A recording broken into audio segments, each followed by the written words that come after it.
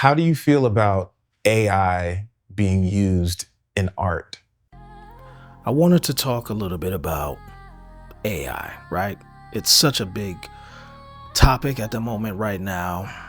Every group I'm in, uh, every social media platform I'm on, it seems like somebody somewhere is talking about AI. And this is my opinion about it. There are only a few arguments against AI, and most of them sound like some level of fear. First of all, I embrace AI. I see it as a wonderful tool that helps us do things that would normally be out of our reach as independents. Now, if you're not an independent or you're in another field or something that I don't understand, then maybe AI doesn't work for you. Maybe it's not good for you. But before I even get into that, let me say this. There are basically two groups of people who have bad stuff to say about AI. One group is the professionals, the people that are working like at the highest level, but they're still workers. They're not like owners or bosses. So they're afraid that their skill set might become obsolete because of AI. So that's that group of people. Then you have another group of people who are amateurs, but they want to be down with the professionals. So whatever they hear them say, they're going to copy and mimic and just repeat and regurgitate. So those are the two basic groups that I see out there complaining. And let me say this. Every company, corporation, LLC, whatever you want to call it, big brand is utilizing AI or finding out how they can use it. So people who have a CEO mentality, people who have a boss mentality, people who have this independent maverick leader mentality, those are the individuals who are embracing and utilizing AI. There's no one at the top of any company that is not using AI. Now, the people who work for those companies, that's a different story. Over here at Six Figure Filmmaking, we are targeting bosses. We're targeting CEOs. We're targeting people who want to DIY, do it yourself. We're targeting that type of mentality. People who are building their production companies, people who are building their brands, people who want to be in control of their life. So I'm only speaking from that position. I'm only speaking from that perspective. I'm not speaking from any other perspective. So just so you know that, and if you're not that type of mentality, if you're not in like a boss role, or you're not a CEO, or if you're not trying to be in that lane, then you can disregard everything I'm saying. You might as well press stop right now or get off and go watch another video. So as I was saying, I just used AI to help me do a clip the other day for this series that I'm working on. Just some fun social media stuff, right? I'll show you the clip real quick. When I kill your ass for real, somebody's gotta do. Hey, stupid.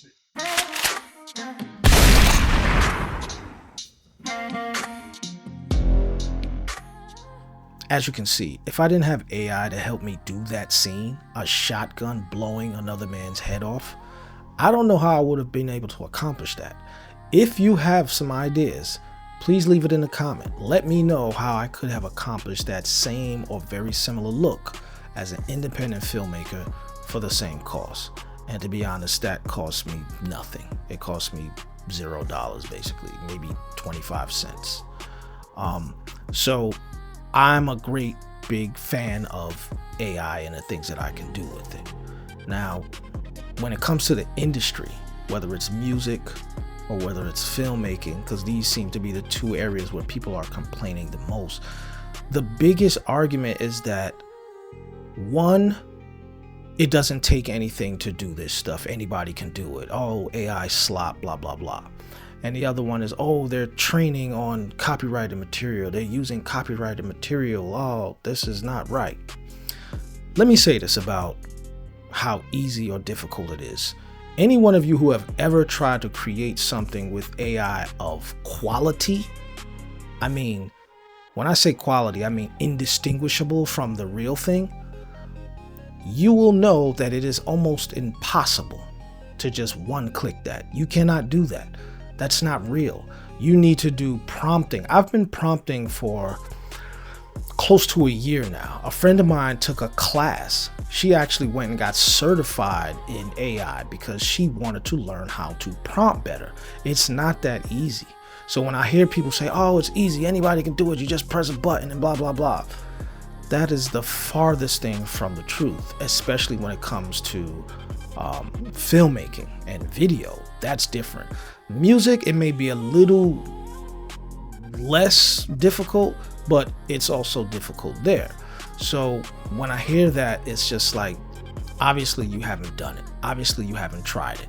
And you just want to talk and regurgitate and say stuff that you hear other people say, because it's not easy. Prompting is a skill, and it's becoming a new skill. So when people talk about, oh, it's taking jobs, but it's also creating jobs. Creating jobs for people who know about AI. That's why I encourage a lot of you, you need to jump on it and you need to start studying it and learning it. Because today, let's say there's 10 people who know how to prompt. Next month, there's going to be 20 people.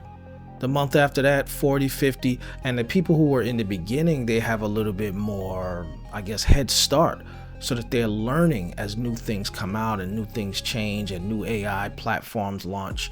The people in the beginning have a certain understanding. And for those of you who are, users of software, there's always the learning curve. You learn how it works. And then once you learn how it works, you learn how to think like the software and how to solve issues and solve problems.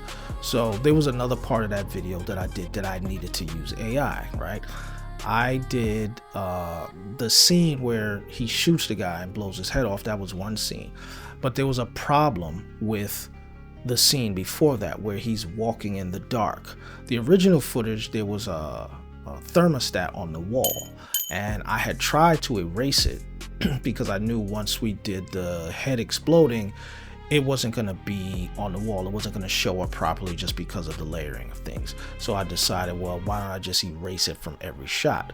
I was able to successfully erase it from most of the shots using Debunking and some masking and stuff like that. I did it manually. But there was a part that I couldn't fix because the character had a shadow. And the shadow was making it impossible to mask out the thermostat on the wall. But I had remembered that in one of these AI programs, Higgsfield, you were able to do like a start image and an end image. So all I did was screenshot from the original video, bring it into Photoshop, take out the thermostat, create an image where I wanted him to start and create an image where I wanted him to end. Same thing, took it out, and then I uploaded that to AI, and I told AI to please create the images in between that make him walk from point A to point B. These are the images for point A and point B. And AI did that. I'll show you.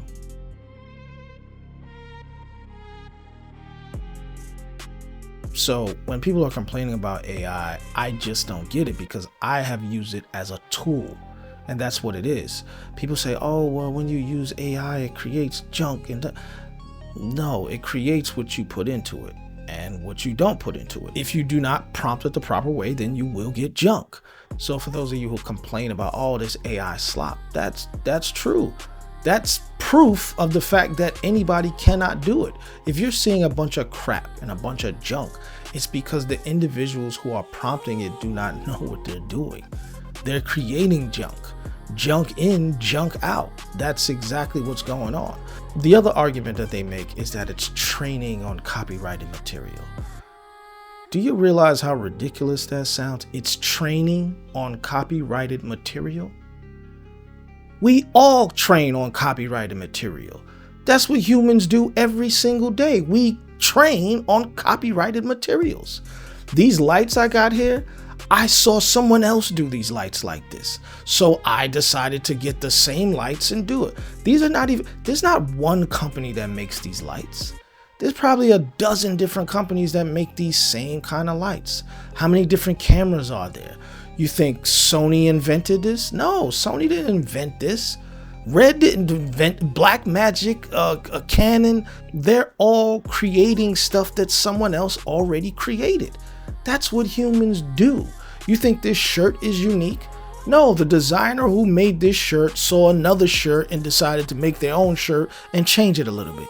Have you ever been to film school? If you go to film school, you will be trained on other directors' work. If you go to music school, chances are you'll be trained on other musicians' work.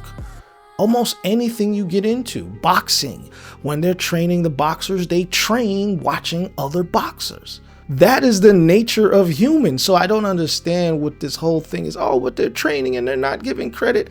You guys don't give credit. Humans don't give credit. If I decide to be a clothing designer tomorrow, you know how many sneakers I've seen that look the same? How many TV shows? How many cop shows are there? That cop show was created because another cop show was created and another one was. How many superhero movies are there? So like this idea that AI is doing something that we don't already do is ridiculous. What is the difference between me using a tool that is training versus me training myself? You understand what I'm saying? It sounds a little weird, but it's like, okay, I would have to train myself on another director to create this video. Or I can use a tool like AI, which will train itself off another video from another director. It just doesn't make logical sense. So those are the two arguments that I hear, and I'm just like, they don't hold water to me.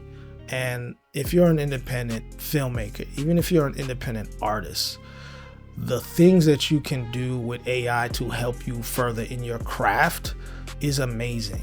And for those of you who are taking this hard point that you're not going to use it, it is your prerogative. But I'm letting you know that there will be scores of people who surpass you. And if you're comfortable with that, then that's cool.